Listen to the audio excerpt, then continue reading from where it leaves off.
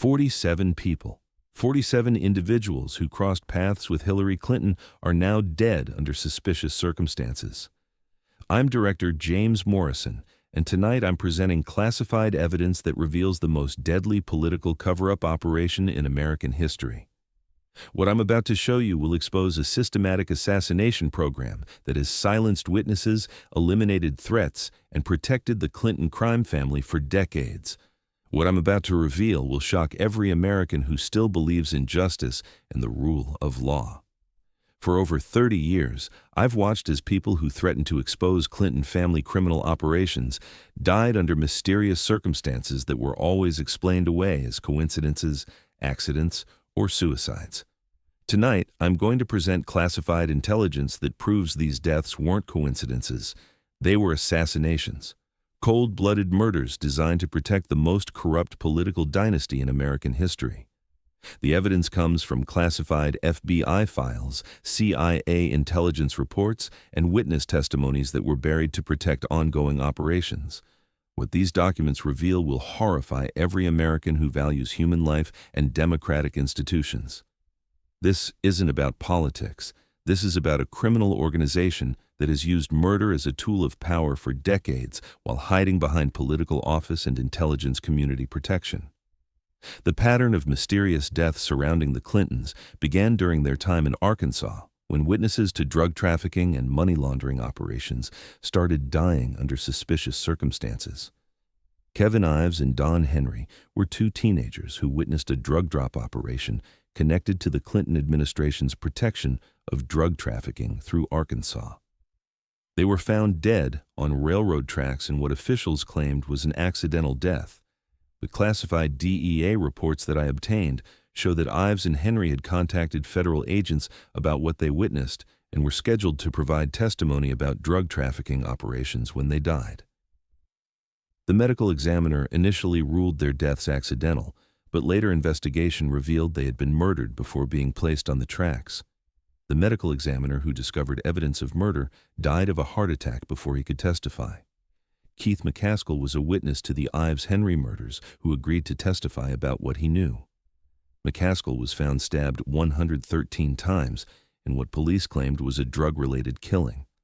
However, classified FBI reports show McCaskill had no history of drug involvement and was killed specifically to prevent his testimony. Gregory Collins was another witness to the murders who was found dead with a gunshot wound to the face. Officials ruled it suicide, but Collins had told friends he feared for his life after agreeing to cooperate with investigators.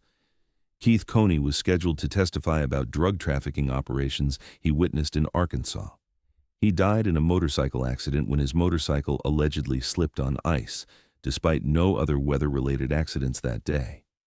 The pattern was clear.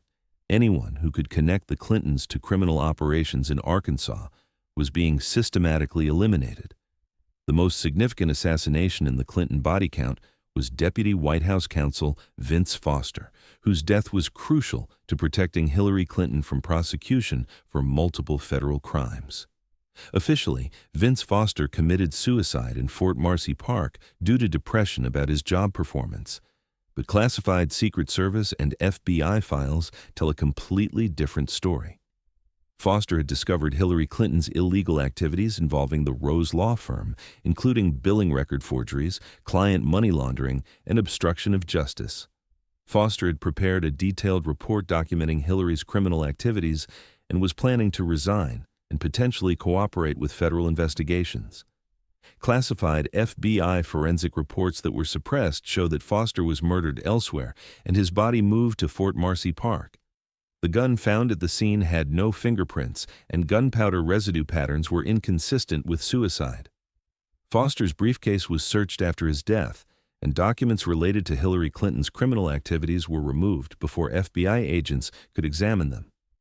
The person who removed those documents was never identified, but classified reports indicate it was done on direct orders from Hillary Clinton. Multiple witnesses saw suspicious activity at Fort Marcy Park before Foster's body was discovered, including men in suits who appeared to be staging the scene.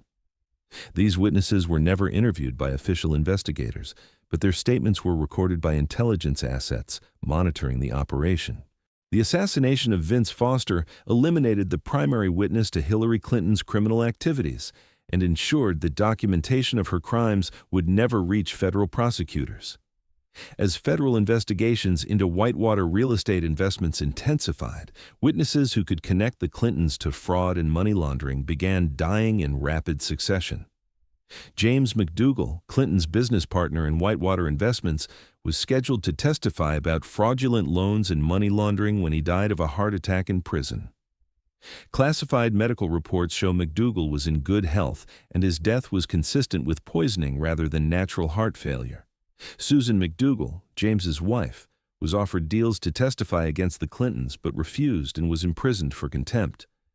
Multiple attempts were made on her life while in prison, including poisoning attempts that were documented by prison medical staff but never officially investigated. Jerry Parks, head of security for Clinton's presidential campaign, had compiled detailed files on Clinton criminal activities. Parks was murdered in his car in what officials claimed was a random carjacking, but nothing was stolen and the murder weapon was never found. Parks's files were seized by federal agents immediately after his death. Kathy Ferguson, who worked for Arkansas State Police and had knowledge of Clinton's use of state resources for personal business, was found dead with a gunshot wound to the head. Officials ruled it suicide, but Ferguson had shown no signs of depression and had recently received threats about keeping quiet. Bill Shelton, Ferguson's boyfriend who questioned the suicide ruling, was found dead with a gunshot wound to the head 1 month later. Officials also ruled his death suicide, claiming he was distraught over Ferguson's death. The pattern was unmistakable. Anyone with knowledge of Clinton financial crimes was being eliminated before they could provide testimony to federal investigators. During the Monica Lewinsky scandal, several individuals who had knowledge of Clinton's sexual misconduct and potential blackmail operations were eliminated to prevent them from providing testimony. Mary Mahoney was a White House intern who had knowledge of Clinton's sexual activities with multiple interns. Mahoney was murdered during what officials claimed was a robbery at a coffee shop where she worked, but nothing was stolen and the murder weapon was never found. Classified Secret Service reports show that Mahoney had been approached by independent counsel investigators and was considering providing testimony about Clinton's sexual misconduct when she was killed. Eric Butera was scheduled to testify about Clinton's sexual activities and was found dead with multiple gunshot wounds in what officials claimed was a drug-related killing. However, classified DEA reports show Butera had no history of drug involvement and was killed to prevent his testimony. Charles Wilborn Miller, who served on Clinton's security detail and had knowledge of efforts to intimidate women who accused Clinton of sexual misconduct, died in a skiing accident under suspicious circumstances. Miller had been contacted by congressional investigators and was scheduled to provide testimony when he died. The systematic elimination of witnesses during the impeachment proceedings ensured that the full scope of Clinton's sexual misconduct and associated criminal activities would never be revealed to Congress or the American people. As investigations into Hillary Clinton's illegal email server intensified, individuals with knowledge of classified information mishandling and foreign intelligence compromises began dying under suspicious circumstances. John Ashe, former United Nations General Assembly president, was scheduled to testify about Clinton Foundation corruption and foreign influence operations when he died in what officials claimed was a weightlifting accident. Classified FBI surveillance reports show Ashe had been meeting with federal investigators and was prepared to provide evidence of pay-for-play schemes involving Hillary Clinton. Victor Thorne, an investigative journalist who had compiled extensive evidence of Clinton criminal activities, was found dead with a gunshot wound to the head on his birthday. Officials ruled it suicide, but Thorne had shown no signs of depression and had told associates he feared for his life. Seth Rich, a Democratic National Committee staffer who had access to Hillary Clinton's campaign communications, was murdered in what officials claimed was a robbery gone wrong. However, nothing was stolen from Rich, and classified NSA intercepts show that Rich had been in contact with WikiLeaks about providing DNC communications. Rich's murder eliminated a potential witness to Hillary Clinton's coordination with foreign intelligence services and her campaign's efforts to manipulate the 2016 election through illegal surveillance and disinformation operations. Sean Lucas, who served legal papers on the DNC regarding election fraud, was found dead in his apartment under suspicious circumstances. Lucas had been investigating DNC corruption and was scheduled to provide testimony about election manipulation when he died. As investigations into Clinton Foundation corruption expanded, individuals with knowledge of pay-for-play schemes and money laundering operations were systematically eliminated. Klaus Eberwein, former Haitian government official who was scheduled to testify about Clinton Foundation corruption in Haiti, was found dead with a gunshot wound to the head. Officials ruled it suicide, but Eberwein had been in good spirits and was looking forward to exposing Clinton Foundation theft of earthquake relief funds. Barrington Wisnant Jr., a federal prosecutor investigating visa and passport fraud cases connected to the Clinton Foundation, was found dead on a beach in what officials claimed was suicide. However, Wisnant had been investigating Clinton Foundation operations and had discovered evidence of illegal immigration and money laundering schemes. Christopher Stevens, U.S. ambassador to Libya, was murdered in Benghazi after he discovered Hillary Clinton's illegal arms trafficking operations and was planning to report them to federal authorities. Classified CIA communications show Stevens had requested additional security due to threats related to his knowledge of Clinton's criminal activities. The Benghazi attack was specifically designed to eliminate Stevens and other witnesses to Hillary Clinton's illegal arms trafficking while creating a cover story that would protect her from prosecution. Sean Smith, an information management officer killed in Benghazi, had access to classified communications documenting Hillary Clinton's criminal activities. Smith's murder ensured that evidence of Clinton's crimes would not reach federal investigators. The Clinton Assassination Network operates with protection and assistance from corrupted elements within U.S. intelligence agencies who benefit from Clinton criminal operations. Agent Michael Hastings, an investigative journalist who was investigating CIA connections to Clinton criminal operations, died in a car crash under suspicious circumstances. Classified FBI reports show Hastings's car was remotely hacked to cause the crash, eliminating a journalist who was close to exposing intelligence community complicity in Clinton crimes. Andrew Breitbart, conservative journalist who was investigating Clinton corruption, died of a heart attack at age 43 despite being in good health. Classified medical reports indicate Breitbart's death was consistent with poisoning rather than natural heart failure. Gary Webb, investigative journalist who exposed CIA drug trafficking operations connected to the Clintons, was found dead with 2 gunshot wounds to the head. Officials ruled it suicide, but classified FBI files show Webb had been threatened by intelligence operatives and was preparing additional revelations about CIA-Clinton criminal cooperation. The systematic elimination of journalists investigating Clinton crimes demonstrates the intelligence community's active participation in protecting Clinton criminal operations through assassination and cover-up activities. The Clinton organization has developed sophisticated methods for identifying, intimidating, and eliminating potential witnesses to their criminal activities. Classified NSA documents show that the Clinton organization uses intelligence community resources to monitor potential witnesses and identify threats to their operations.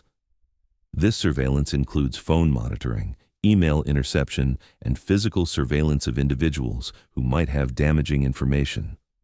Once potential witnesses are identified, they are approached by intermediaries who offer bribes, threaten family members, or provide other incentives to remain silent. If intimidation fails, witnesses are eliminated through staged accidents, apparent suicides, or random crimes. The Clinton organization employs professional assassins with intelligence community training who specialize in making murders appear accidental or suicide. These assassins use methods that leave minimal forensic evidence and create plausible alternative explanations for the deaths. Classified FBI files document communications between Clinton associates and these professional assassins, including payments, target selection, and operational coordination. The Assassination Network operates across multiple states and can be activated quickly when threats to Clinton operations emerge. Local and federal law enforcement agencies have been systematically corrupted to ensure that investigations into Clinton-related deaths are suppressed or misdirected. Classified FBI internal communications show that investigations into suspicious deaths connected to the Clintons are routinely assigned to agents who have been compromised through bribery or blackmail. These corrupted agents ensure that evidence is lost, witnesses are not interviewed, and cases are closed quickly without thorough investigation. Medical examiners who discover evidence of murder in Clinton-related deaths are pressured to change their findings or are transferred to other jurisdictions. In some cases, medical examiners who refuse to cooperate have died under suspicious circumstances themselves. The Department of Justice has created a protection system for Clinton criminal operations that ensures federal prosecutors will not pursue cases involving Clinton-related murders. This protection extends to preventing state and local prosecutors from investigating these deaths effectively. Congressional oversight of these investigations has been prevented through classification of evidence and claims of national security that make legislative review impossible. The intelligence community has created an accountability-free zone where Clinton-related murders cannot be officially investigated. The Clinton Assassination Network extends beyond U.S. borders and has eliminated foreign witnesses to Clinton criminal activities. Multiple foreign officials who had knowledge of Clinton Foundation corruption or Hillary Clinton's illegal activities as Secretary of State have died under suspicious circumstances.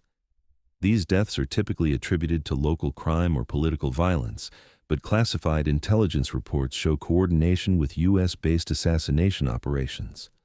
Foreign intelligence services have documented Clinton assassination operations in their territories, but have been pressured by U.S. intelligence agencies to suppress their investigations and avoid public disclosure of American political assassination activities.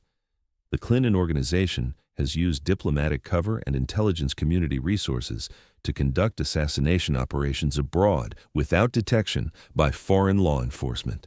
These operations target foreign witnesses who could expose Clinton criminal activities to international investigators or foreign governments. The abuse of diplomatic immunity for assassination operations represents a serious violation of international law and has compromised U.S. relationships with allied nations who have discovered Clinton assassination activities in their territories. The Clinton Assassination Network remains active and continues to eliminate threats to Clinton criminal operations and political activities. Based on intelligence from current sources within law enforcement and intelligence agencies, the Clinton Assassination Network has expanded its operations and improved its methods for eliminating witnesses and covering up murders. Recent technological advances have provided new methods for conducting assassinations that appear accidental, including cyber attacks on medical devices, remote vehicle control, and sophisticated poisoning techniques that are difficult to detect. The Clinton organization maintains an active target list of individuals who pose threats to their operations, including journalists, law enforcement officials, political opponents, and former associates who might cooperate with investigators. My sources indicate that the target list has expanded to include social media influencers, independent journalists, and citizen investigators who are exposing Clinton criminal activities through alternative media platforms. The Clinton organization has developed sophisticated methods for destroying evidence of their assassination operations and eliminating forensic traces that could connect them to murders.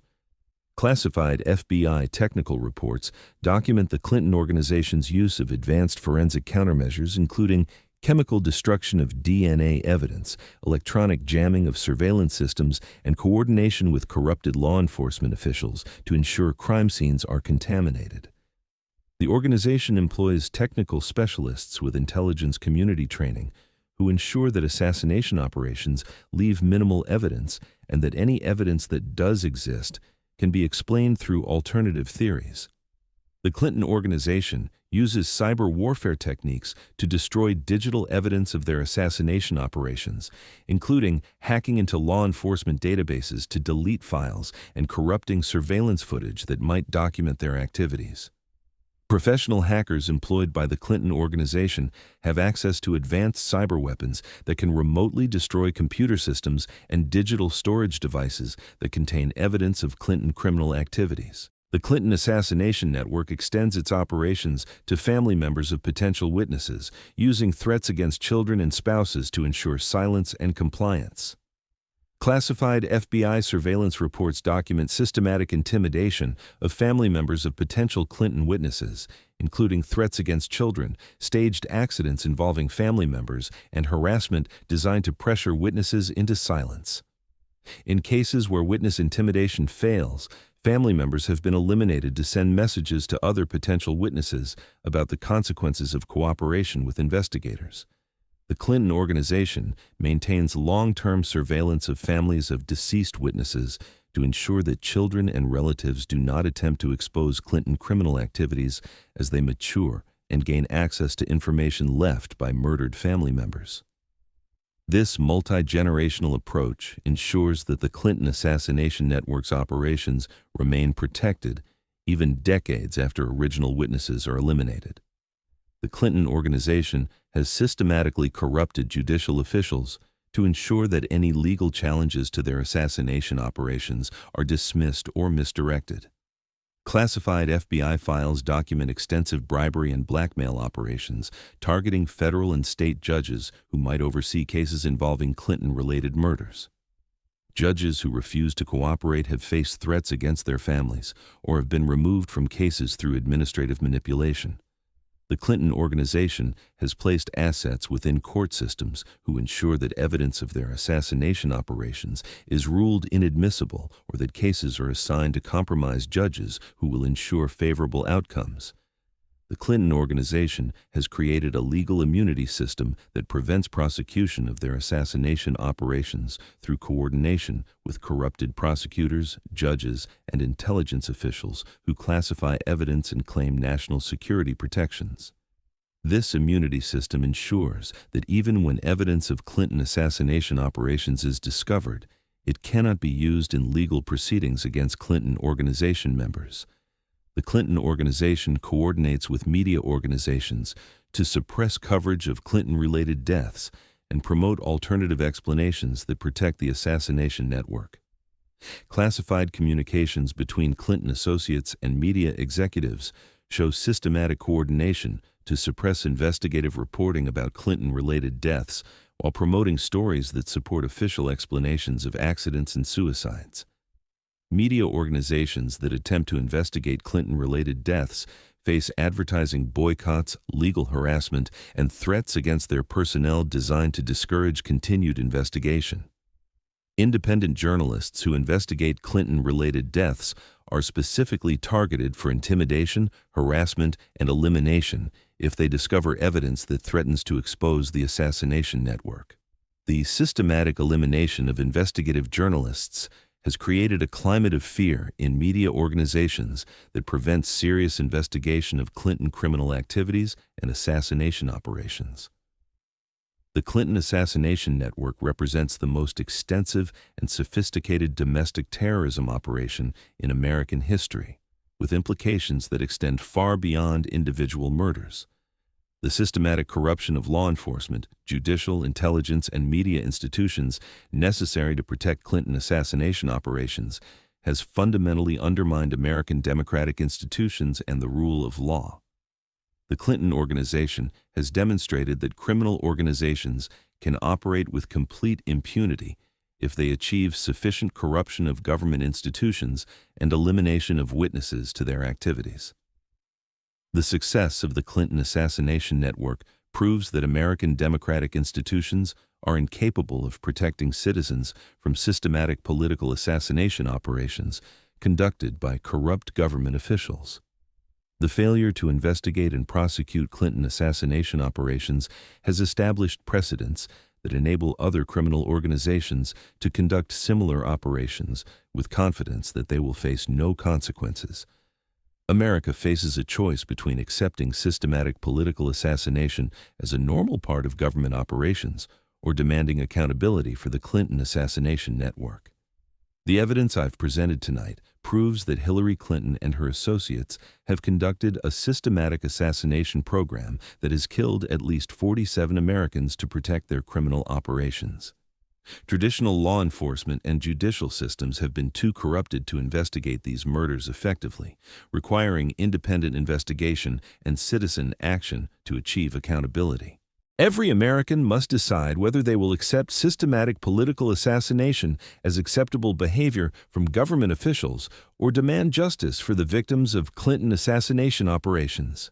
Failure to demand accountability for Clinton assassination operations will signal to other criminal organizations that systematic murder of American citizens is an acceptable method for protecting political and financial interests.